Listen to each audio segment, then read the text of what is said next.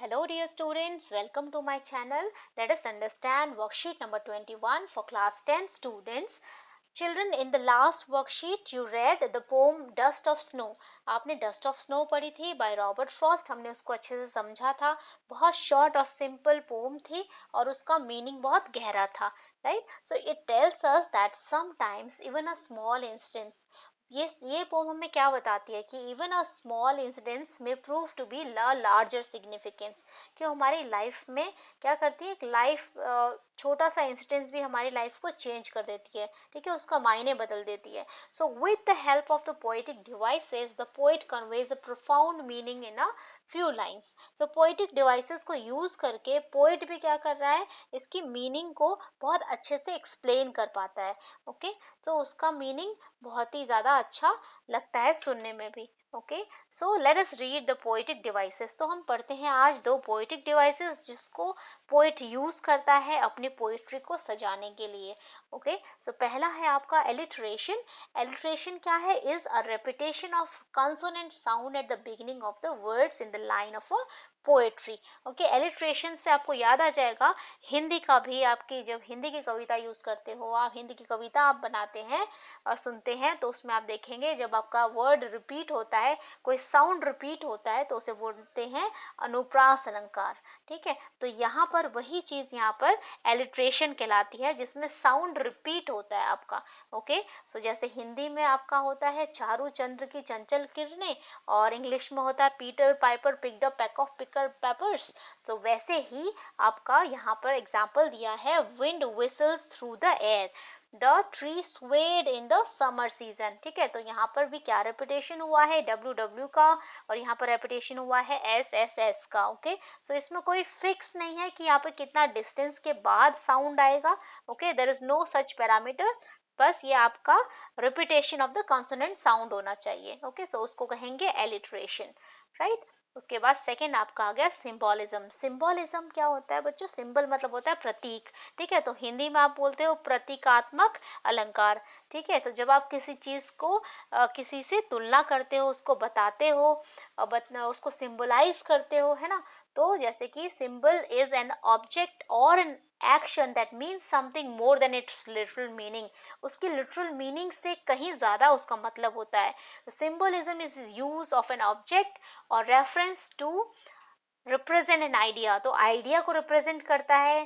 ठीक है, ऑब्जेक्ट को यूज करते हुए हम आइडियाज को रेफर करते हैं, रिप्रेजेंट करते हैं. तो आप देखिए एग्जाम्पल इसका क्या है, वाटर कैन रिप्रेजेंट लाइफ, है ना, या फिर life is not a bed of roses. ठीक है, या फिर आप ऐसे कह सकते हो my life is like chocolate box, है ना. तो आपने क्या किया, किसी चीज को सिंबलाइज किया और आपने उसका मीनिंग उससे ज्यादा गहरा है. Okay, right. सो अब क्वेश्चन आंसर्स देखते हैं. The poet uses the hemlock tree to symbolize.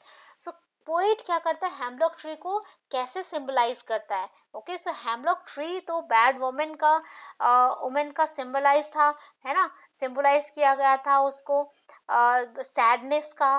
तो यहाँ पर क्या है, वो यूज कर रहा है, पोएट यूज कर रहा है उसको एज अ हीलिंग. ठीक है, हीलिंग सिंबलाइज कर रहा है, क्योंकि वो नेचर का एक वे है उसको हील करने का. सैडनेस में था पोएट और वहां से जा रहा था और उसका दिन बहुत बेकार गया. ठीक है, वो सैड था, उदास था, लेकिन एक मूवमेंट जो क्रो ने की, जिसके कारण डस्ट ऑफ स्नो उसके ऊपर फॉल होती है, उसके कारण क्या होता है, उसका मूड चेंज हो जाता है. ओके, सो ये सिंबलाइज करता है हीलिंग पावर को.